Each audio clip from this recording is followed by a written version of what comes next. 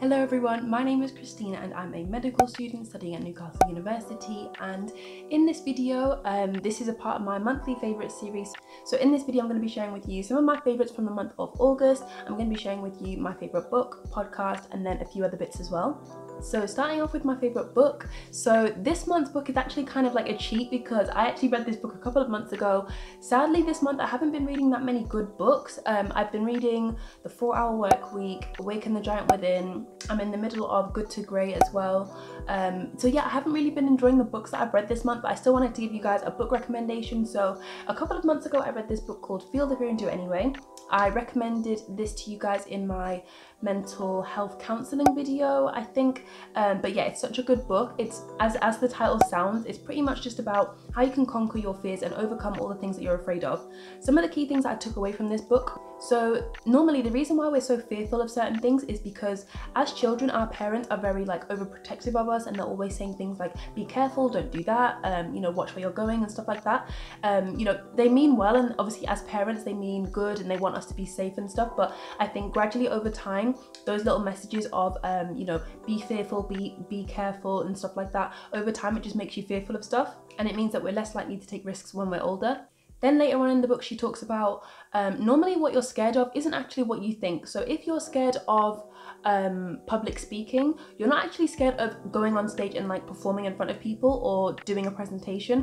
What you're actually scared of is people maybe thinking that you didn't do a great job, or you're scared of people maybe laughing at you. You're scared that people might think that you're not very good at public speaking. You're normally scared of the byproduct of the fear, not the fear itself. So in the book she gives us a few examples, so I'm just going to read a couple of those out. So she says, you're not scared of asking your boss for a raise, you're scared that they'll say no. You're not scared of asking someone out, you're just scared that they'll reject you. And you're not scared of doing a presentation in front of your class, you're just scared that people might be judging you. So this really made me have a think about, you know, all those things that I'm scared of. Well, is it actually, that's probably not my actual fear. What is it that is, you know, the byproduct of the fear, which is actually the thing that I'm scared of? And obviously in combination with journaling, which I've talked about in my journaling video, just having a think about really dissecting my fears and really trying to understand them helped me massively to overcome not just my fears but anxiety as well. That's something that I talk about a lot on this channel. So then naturally, later on in the book, she also talks about how we can overcome fear and how we can just handle it in general. So I think the main tip that she gives us is just, she also tells us in the book to shift from pain to power. So instead of saying things like, I can't, I shouldn't, I won't, try and instead say things like, I can, I should, I will, this is an opportunity, I am responsible, stuff like that.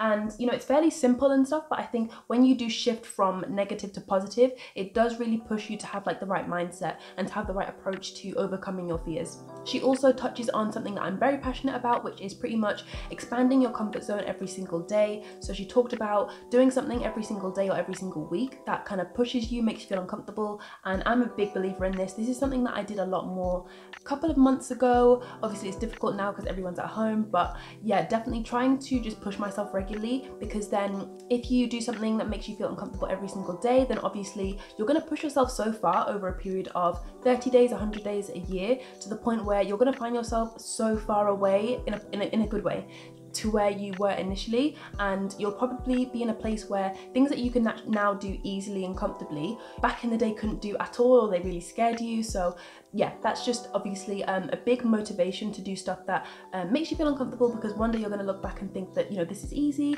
and back in the day it was really, really difficult. So an app that I've actually been using for a couple of months now, but I've just realised I've never featured it in my August favourites, is this app called Pocket. It's also a Chrome extension, so I use it on my laptop as well, and obviously it's a great app because it syncs between laptop and mobile. And the way that the app works is it's pretty much just an app where you can click a little button and save articles to your Pocket. So if you're someone who reads a lot, this would be really, really useful. Yeah, if you're not someone who reads online articles, then it probably won't be very useful for you. But basically, if you're browsing on the web and you see lots of different articles that you really like the look of, but you don't really have the time to read it right now, what you can do is when you see a nice article, you can click Save to Pocket, and over the course of the day or so, if you maybe save 5 articles, at the end of the day you can come back to the app or on your mobile, have a look at all the articles you've saved, and it's all in your Pocket. And I just thought that was so cool. It's such a simple idea, but it's so useful, especially for someone who reads a lot like me. I love it because I don't always have the time to read articles there and then. Sometimes it's nice nice if I can save it for later, but before I had the app, I don't know where I would save them. I'd probably save them in lots of different places and probably lose track of everything, but keeping it all in one place is so useful. And obviously it syncs from mobile to laptop, so I can read them on my phone or I can read them on my laptop as well. So my favorite podcast this month, this is a podcast that I've been listening to for months and months now, but I've actually taken a break from listening to it and I've recently started listening to it again, and it's called the Receipts Podcast. This podcast is super duper popular. A lot of people know about them. It's not a self-help / businessy self-improvement podcast. It's more of just a chill lifestyle podcast. They are super duper funny. And what I love about this podcast is it's run, or there's 3 girls behind it. They are amazing. They all gel so well. They have amazing chemistry. They are super duper funny. I love this podcast because there's literally nothing off limits. They literally talk about everything under the sun, anything and everything, so much. They have like this series where basically every other week, so they alternate between a normal episode and then a Your Receipts episode. And the Your Receipts episode is pretty much they get people to send in their dilemmas, where basically someone might send in a message saying, oh, my boyfriend wants to break up with me, but I don't want to break up with him, what should I do? Or someone might say that, oh, my mother-in-law hates me, what should I do? But they'll basically like answer these questions, and it's so funny. But yeah, it's such a good feel-good podcast. If you guys are looking for a podcast to listen to that's super duper funny and chilled and laid back, then definitely give this a listen. It's one of my favorites. Last but not least for this video and for this monthly favorites is yoga. So this one's a bit random because it's not like an app or a book or anything like that, but definitely this month I have been obsessed with yoga. It's pretty much been something that I've done almost every single day. This month it's been a huge obsession. Normally I try and do it in the morning, but sometimes I do it in the evening as well. And I've noticed that when I'm like doing work on my laptop or I'm editing a video and I haven't done yoga that day, like I'm literally itching to do it because I've been enjoying it so much. I'm really trying to work on my flexibility, so yoga has been super duper helpful. I'm really trying to be able to do those cool yoga poses, but yeah, I'm absolutely loving it at the moment. It's such a nice way to cool down and just chill out and yeah, just unwind for the day. Honestly guys, like I'm addicted to it. It's pretty weird, but I'm just absolutely obsessed with yoga at the moment. I'm nowhere near as flexible as I would like to be right now, but I definitely know I'll get there because in the past month alone I've seen so much progress. So I'm super duper excited to carry on going with the yoga practice and just practice it every single day. If you guys are interested, I'll link below some of the yoga flows or sessions that I do that I really like, because I just do them on YouTube. So I'll link those down below for you guys in case you're interested. In next week's video, I'm going to be sharing with you guys some of the resources that I find really helpful for first year medical students and just medical students in general. I'm also going to be sharing with you just how I personally set goals and how I set goals to make sure that I really do achieve them, because I know we're all ambitious people. It's really easy to set a goal, but then it's difficult to actually achieve it. So I'm going to make a whole entire video on how you guys can do that.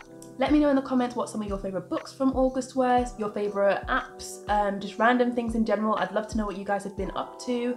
And yeah, thank you so much for watching. Bye. My name is Christina, and on this channel, if you're browsing on the web,